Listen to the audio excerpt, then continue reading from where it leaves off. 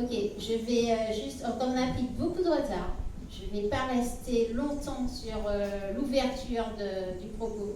Je voulais vous montrer cette carte, parce que cette carte, moi, c'est celle qui, il y a quelques années, m'a secouée et m'a fait comprendre qu'effectivement, il y avait un petit souci, un petit problème. Est-ce que vous la connaissez? Est-ce qu'il y en a qui connaissent cette... Alors, celle-là est plutôt connue. Celle-là est des fois moins présentée parce qu'elle représente le planisphère. Et il y a une question derrière. De la fin de la dernière glaciation, il y a 21 000 ans, au début du XXe siècle, le climat s'est réchauffé. Et d'après vous, de combien de degrés il s'est réchauffé?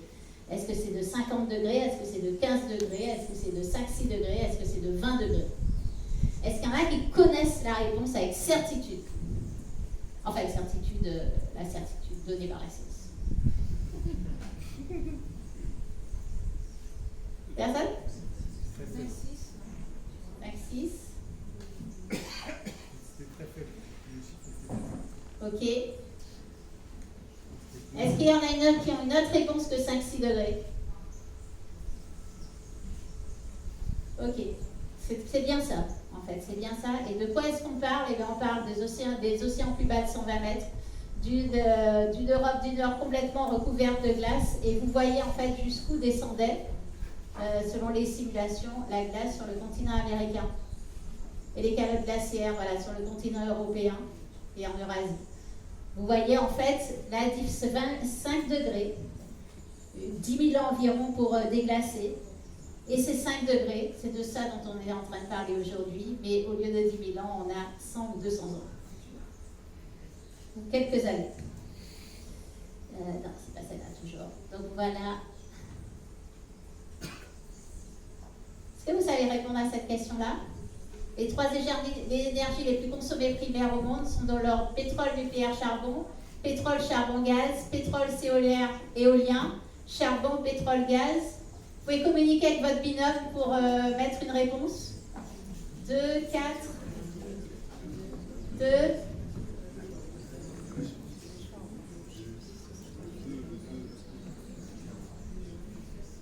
En effet, les 3 énergies les plus consommées primaires au monde sont dans l'ordre pétrole, gaz, charbon. Souvent, parce qu'on parle beaucoup de nucléaire, mais le nucléaire, mais pas du tout.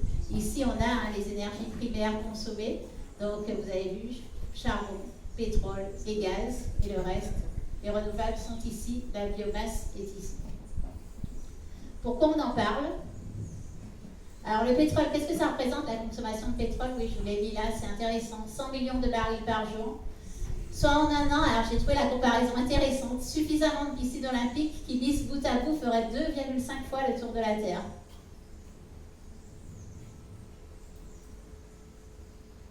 Et tout ça, c'est pour ça.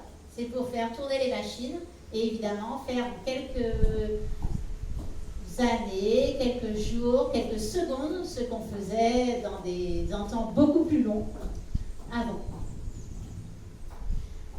En fait, ce qu'il faut bien comprendre, c'est que nos énergies, elles se sont toujours cumulées. Et la raison pour laquelle c'est difficile d'en sortir, c'est que, enfin, une des raisons pour lesquelles c'est compliqué d'en sortir dans notre civilisation qui est principalement extractiviste, c'est que derrière, une énergie sert principalement à un usage. Le pétrole est beaucoup utilisé pour le transport, camions, voitures, avions, mais aussi l'industrie et la pétrochimie, plastique, peinture, colorants, cosmétiques. Le charbon pour produire de l'électricité, mais pas que, de la chaleur, la cimenterie, la sidérurgie avec l'acier, le chauffage, et le gaz avec la fabrication d'engrais. On en parle beaucoup actuellement avec le blocage du détroit d'Ormuz, et des produits chimiques et des plastiques.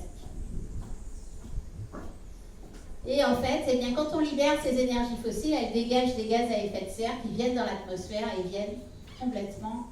alors j'aime bien montrer cette courbe, parce que là, on voit que eh bien, le niveau de CO2 dans l'atmosphère était quasiment stable, il évoluait. C'est un cycle, hein, le carbone, il faut toujours se souvenir de ça. Soit il est dans l'atmosphère, soit il est sous-sol ou sous terre ou sous mer. Et donc, depuis les années 1900, on atteint vraiment des montants très importants, ce qui vient aggraver l'effet de serre additionnel, c'est-à-dire la chaleur retenue sur Terre. Cette chaleur, une fois qu'elle est piégée sur Terre, il faut que nos écosystèmes l'absorbent, et en très grande majorité, c'est l'océan. 91% de l'énergie qui reste piégée sur Terre est absorbée par nos océans, et va donc créer le réchauffement de l'eau.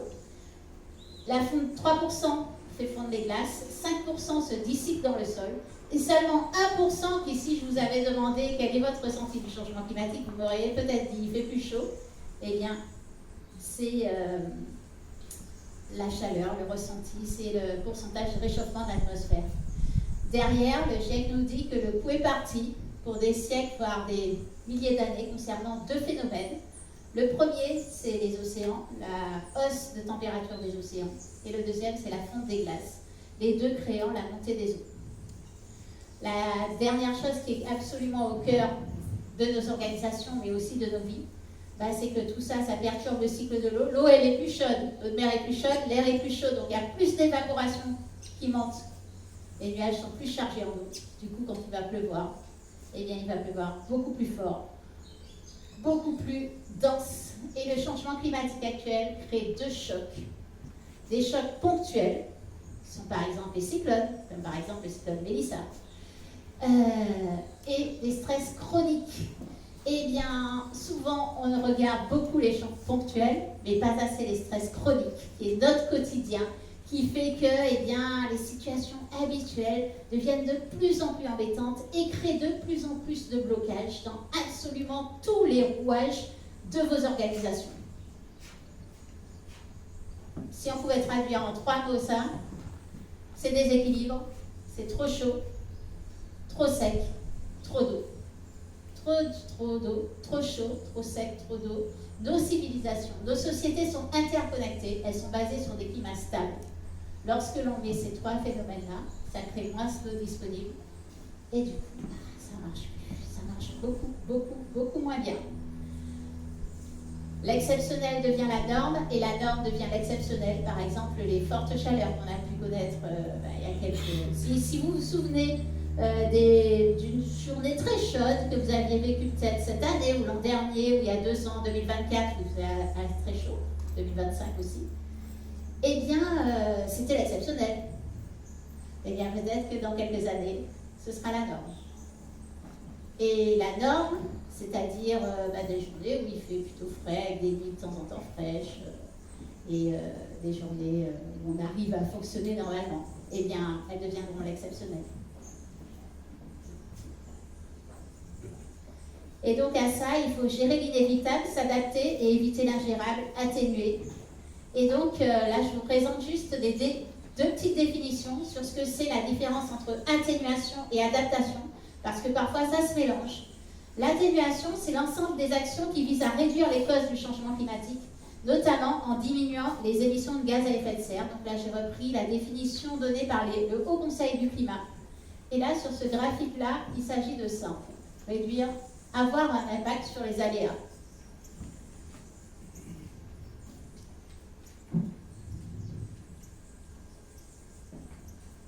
Je vous ai mis juste cette slide-là pour rappeler ce que c'est un puits de carbone. Donc, lorsque on émet du CO2, le carbone, le dioxyde de carbone, il est capté par 2 puits de carbone. La photosynthèse et l'océan. D'accord ? Et le reste, donc, c'est un quart. C'est des résumés scientifiques, en vrai, ce n'est pas les vrais chiffres, mais c'est des moyens mnémotechniques pour se le souvenir. Et la moitié reste dans notre atmosphère, jusqu'à ce qu'il retombe dans l'océan ou dans les arbres. On n'a rien inventé de mieux, d'aussi stable que la photosynthèse, qui est un processus qui a près de 3,5 milliards d'années. L'adaptation climatique, elle va désigner l'ensemble des démarches, des stratégies et actions mises en œuvre pour réduire la vulnérabilité des systèmes naturels et humains face aux effets actuels et prévus du changement climatique. D'accord ? Ça, c'est l'adaptation. Donc, ce qu'on va chercher à réduire, en fait, on a le risque, on regarde les composantes du risque. Il y a les aléas, okay, et il y a la vulnérabilité et l'exposition. Donc, avec l'adaptation, on va agir sur la vulnérabilité et l'exposition. Dans son 6e rapport, le GIEC explique une 4e composante du risque qui est la réponse. En fait, par exemple, j'ai très chaud, je mets la clim. C'est une réponse. Hein. c'est une réponse qui, elle, va venir aggraver les symptômes, va venir aggraver les gaz à effet de serre. Et en fait, qu'est-ce qu'il dit en fait qu'il faut considérer ces réponses maintenant comme une composante du risque à part entière et l'inclure réellement dans toute analyse de risque. C'est-à-dire toute mesure susceptible d'aggraver le risque de conséquences néfastes associées à un aléa climatique, d'accentuer la vulnérabilité face à celui-ci ou de dégrader les conditions de vie actuelles ou futures. Ce résultat étant d'ailleurs rarement intentionnel, puisqu'au départ, on veut faire plutôt de la protection. Ok, j'ai remis ça aussi parce que c'est intéressant. Des fois, on se dit, non mais de toute façon, personne ne fait rien. Okay. Donc ça, c'est le slide du Haut Conseil du climat. Il y a un rapport qui est sorti il n'y a pas très longtemps et ça remet quand même des choses. Des choses qui sont intéressantes, hein, même s'il appuie sur le constat qu'il y a on est loin des résultats qu'il faudrait atteindre. Mais voilà, l'atténuation et l'adaptation sont toutes deux prises en compte par les politiques internationales, européennes et nationales. Depuis 2015, date de l'accord de Paris sur le climat, 60 pays ont réduit leur émission nationale de gaz à effet de serre, 147 pays les ont augmentés, mais moins vite que leur PIB, et 107 pays ont adopté des engagements pour la neutralité carbone. Qu'est-ce que c'est la neutralité carbone? J'envoie du carbone, j'ai assez de puits de carbone, c'est pour ça que j'en ai parlé, pour les absorber. Ceci dit, nos puits de carbone, les océans et les forêts sont de plus en plus fragiles et en absorbent de moins en moins.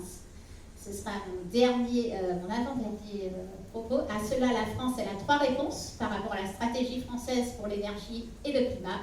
Elle a le plan national d'adaptation au changement climatique, la programmation pluriannuelle de l'énergie et la stratégie nationale bas carbone. Ce sont 3 choses que, en tant que professionnel, vous devez connaître.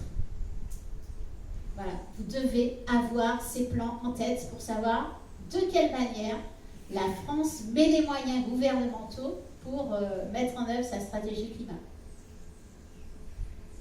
Et derrière, quoi que l'on va dire sur les propos suivants, et de toute façon Météo France vous le redira, il est important, on a ça. On considère que ce n'est pas suffisant, mais on l'a.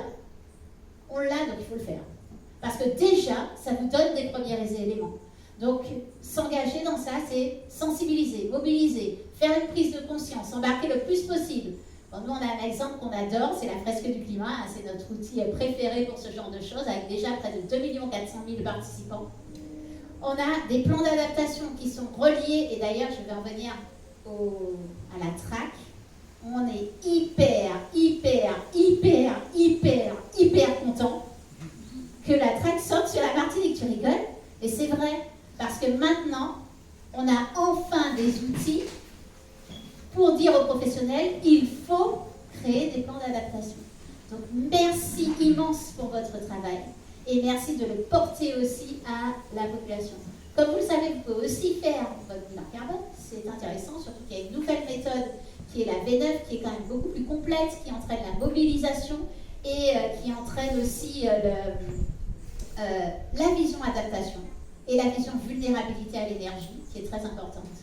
Et voilà, et bien sûr, intégrer ces éléments dans vos stratégies, dans vos RSE et dans vos stratégies d'organisation. Je laisse la place à Météo.